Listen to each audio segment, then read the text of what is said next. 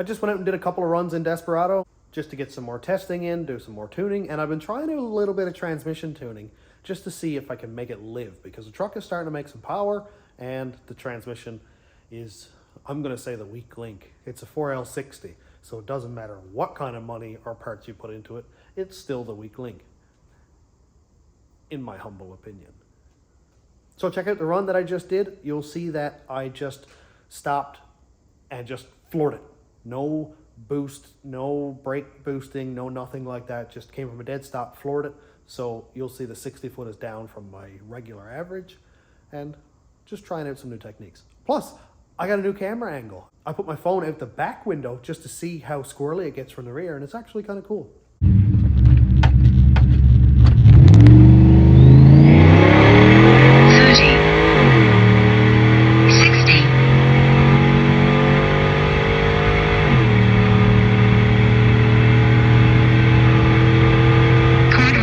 Up the transmission tune just a little bit to make sure that it's going to survive, and my boost is down a little bit, so it ran at 12.9, which is kind of embarrassing because only last week it ran at 12.1 and I was getting real close to dipping into the 11s. But anyway, so we can see right here I basically just floored it right off the bat. Like, it was zero right to the floor with no brake boost, no nothing, just from like 800 RPM.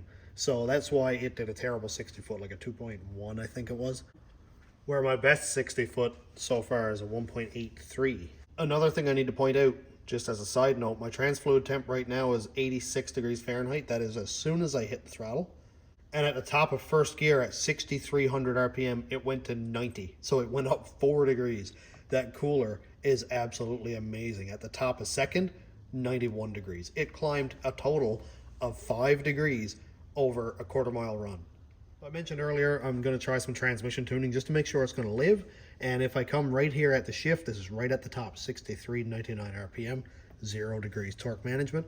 And if I go along where it actually shifts, it pulls a total of 5.5 degrees right in the shift. It starts pulling time at 36.885, and all the timing is back in it at 37.395. So we're talking half a second that it pulls timing. That's just enough for it to shift. I might tighten that up a little bit, but I think that's pretty decent. So I'm down about 4 pounds. I'm not sure exactly why that is. I got in the truck the other day and Lily was messing with the boost controller, so she probably pulled some duty cycle out of it, and whatever. I'll check all my clamps just to make sure, because I did remove charge tubes when I did the hydro boost. So I'm down like 4 pounds. It made an average of, I'll say, 6 pounds, and it spiked up to like 8 pounds on the shifts. So I'm down quite a lot of power there, and I guess that's why I lost that like 0.8. And we can see right here that after it shifted into third gear, I'm at 4,600 RPM, and at the end, I'm at 5,000 RPM. So it only went up 400 RPM throughout the whole third gear. So it's not making a lot of power at that third gear. So I'm not exactly sure what that is, because it's still making 6.5 pounds, but for some reason third gear must be too much of a drop, and it seems like it makes a lot of its speed in first and second gear, and this sort of almost tapers off here in third gear. So maybe that's a gearing thing. It's got 373 gears in it. Maybe it wants a set of 410s, which I've been looking for, but they're not so easy to find in a stock 9906 Silverado. So that's my info bomb for today. Thanks for watching.